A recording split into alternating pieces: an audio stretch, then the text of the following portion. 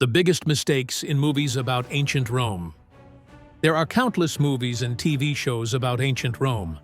Some do a decent job capturing historical details, but most really don't. In this video, we're breaking down the most common mistakes filmmakers make when depicting Roman life, history, and warfare. Let's start with the most obvious and frequent error: stirrups. Seriously, watch any Roman-era film, and cavalry is always riding with stirrups. But here's the thing: stirrups didn't exist in Roman times. They didn't appear in Europe until the 6th century AD, around the very end of the Western Roman Empire. To be fair, we understand why modern productions use them. Most actors, and even many stunt riders, aren't trained to ride without them, and it's safer with stirrups. But here's the question: if they're going to use them for filming, why not just digitally remove them during editing? That's totally doable with today's technology. Next up, architecture. Hollywood Rome is almost always made up of majestic white marble buildings, with the Colosseum smack in the middle. That's fine if your story is set in the 2nd to 4th centuries AD, but Republican Rome looked very different. Most buildings back then were made of mud brick, not marble. Only a few temples on the Palatine Hill were built in stone, and the Colosseum, also known as the Flavian Amphitheater, wasn't even built until the late 1st century AD. Another frequent mistake is how the Roman Senate is portrayed. In films, the Senate always meets in a perfectly round hall. That's partially true for a short time. Before 52 BC, the Senate often met in the Curia Hostilia, which did have a circular space. But that building burned down in 52 BC.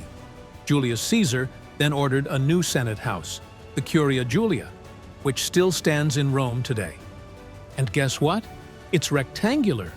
Even before 52 BC, Senate meetings were regularly held in other buildings, most of which were not circular at all. Now, let's talk about costumes. Men's clothing in Roman films is usually decent. Not perfect, but passable.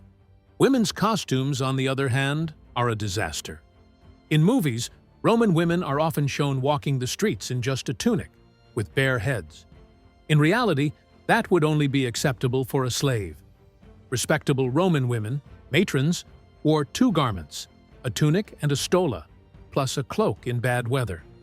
And going out bareheaded? Absolutely scandalous.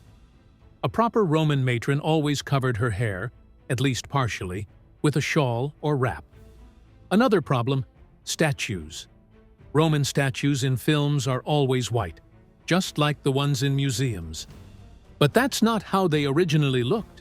Roman and Greek statues were painted in vivid colors to appear lifelike. The paint faded after centuries underground, leaving only the bare stone behind. Now let's move on to armor. Due to budget constraints, filmmakers often reuse props from other historical eras, or just make things up. For some reason, they love showing Roman soldiers in leather armor. In reality, Romans never wore leather armor.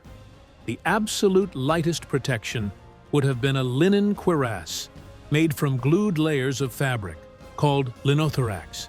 But even that was more common in earlier Greek warfare than in Rome. Also, many movies show legionaries wearing lorica segmentata, the iconic banded armor, even when the story is set in the time of Julius Caesar or earlier. Historically, lorica segmentata didn't appear until the reign of Emperor Augustus. Before that, Roman troops mainly wore lorica hamata, chainmail. And then there's the fight choreography. Let's be honest, it's often a total mess. Roman legionaries are shown fighting like wild barbarians, each man on his own. But Rome's real battlefield strength was its tight formations, and breaking formation was a last resort.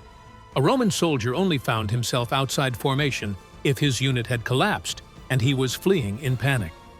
Swordplay in movies is also highly exaggerated. You often see flashy sword fights with lots of blade clashing, but Roman infantry didn't parry with their swords. They used their shields to block attacks.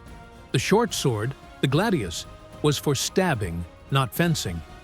And finally, let's not forget that the main weapon of the Roman legionary wasn't even the sword. It was the pilum, a heavy throwing spear designed to break enemy shields before the fighting even began.